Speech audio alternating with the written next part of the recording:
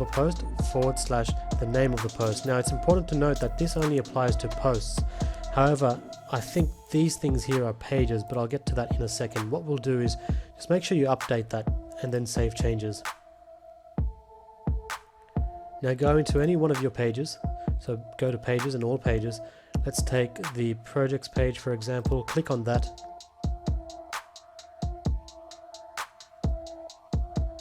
And what you're going to be looking at here is the content editing module for WordPress. I'm just going to go back to the WordPress editor.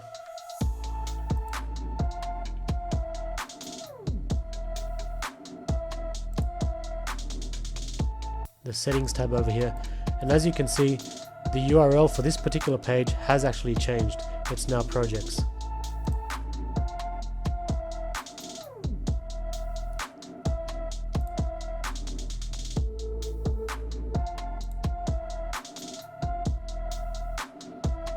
And if you've seen what I've just done, when I toggled back to the WordPress editor, the website format did not format correctly when I loaded the website. So you need to use this in the Elementor site editor module. But anyway, we've been able to update the URLs of our pages now. And that's all we need to do as far as basic housework goes. Now let's start creating our homepage. The next thing I'm going to do is take you through some of the general customization features that are available for you to choose from to customize this in the way you want. So I'm just going to go back into my dashboard now, and I'm going to hover over appearance and click on customize.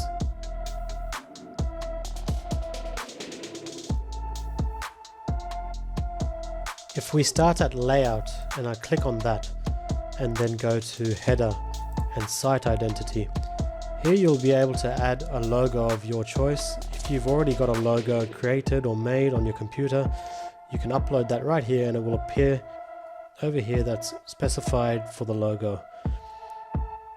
If you don't have a logo made already, go and check out one of my other tutorials on getting one made online for free or how to get one made by a designer. You can change the site title over here.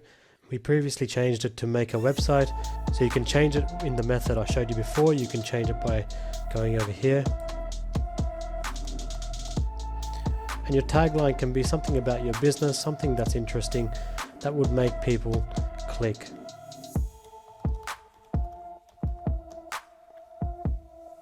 You also have the option of not displaying the title and not displaying the tagline. That's particularly useful once you've updated, or I should say uploaded, your logo. Whenever you've updated something, just click on publish.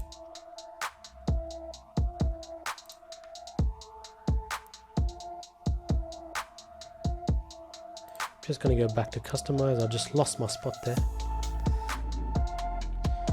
Back into layout and header. You can also choose the way in which you want the header to be laid out. Right now we've got a logo on the left and menu on the right.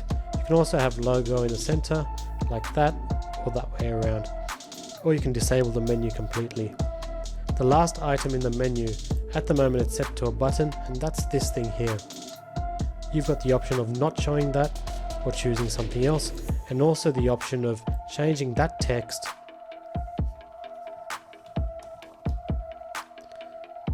and that will update dynamically as you saw, and also changing the link URL.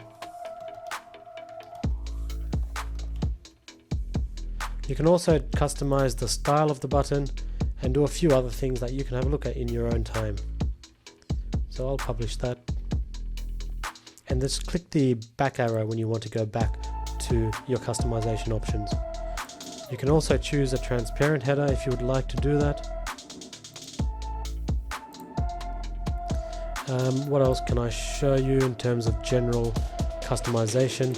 Colors and background, you can choose your base colors. So that red over here is that highlighted color over there. So you can actually choose based on what your color scheme to be.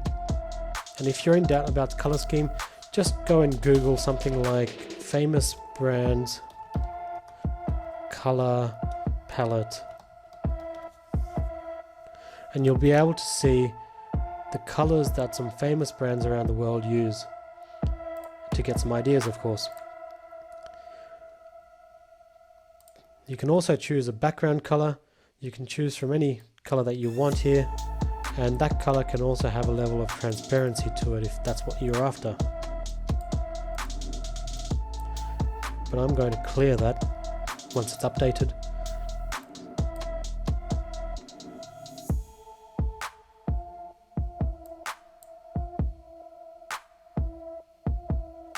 So I'm going to clear that. Then I'll go back. Header, transparent header. This is actually the one I was looking for. The background color overlay. When I change that, that changes the bar at the top, as you can see. Now you can choose from any color that you want, and you can also change the intensity of that particular color, and also manage the transparency if you want that header to be a transparent header. And that looks pretty cool actually. So this is a popular one here. If you go to black and then make this sort of semi-transparent, this is actually a very popular style to have for a header area over there. So that's completely up to you. You can also change the site title color, and that's the site title over here. So you can change those colors. And I'm just going to clear that to default. Similarly, the hover color. So if I hover over that, that's the color that changes to. And also the menu background color, the menu link colors, and the menu hover colors in the same way. So that's all completely customizable. Later on in this tutorial, I'm going to show you how to create a drop-down menu, and when we do that, that's called a sub-menu, and you can actually change the background color, the link color, and the hover color for those drop-down menu items as well. That's a bit later on. So if you're happy with what you've done, you can publish the changes, or you can clear anything you want to get rid of. So I'm going to publish that. I actually like the way this looks.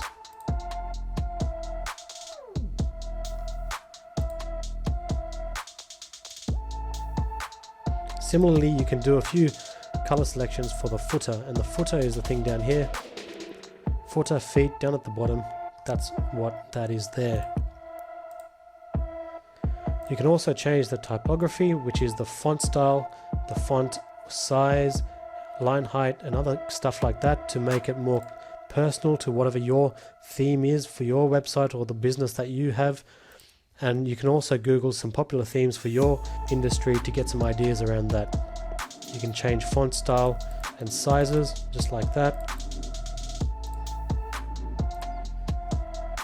And also the content font size. Customize buttons, customize menus.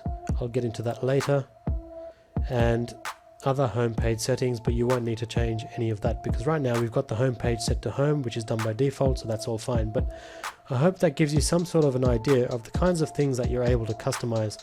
I'm actually going to upload a logo here, but I'll do that in my own time after I finish this part of the recording. I've got a logo pre-made, so I'm going to upload that, but if you want to learn how to make a logo, check out one of my other tutorials. Any questions about any of that stuff, just ask in the comments below and I'll get back to you as soon as I can. The next thing I think that will be useful for you guys is to explain the usage of Elementor, the plugin Elementor itself, and how that's used to manage and customize your website. So once you log into your site, and if you go to visit your site and go to any page on your website, you'll notice this black bar over here. In that black bar, you'll be able to click on this button, Edit with Elementor.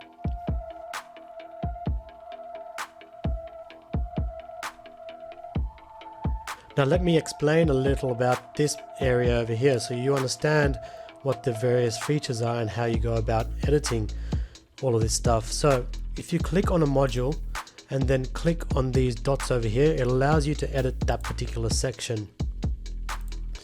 What will happen when you do that is this bar will come up over here on the left hand side. You'll be able to adjust the layout and the various options within the layout.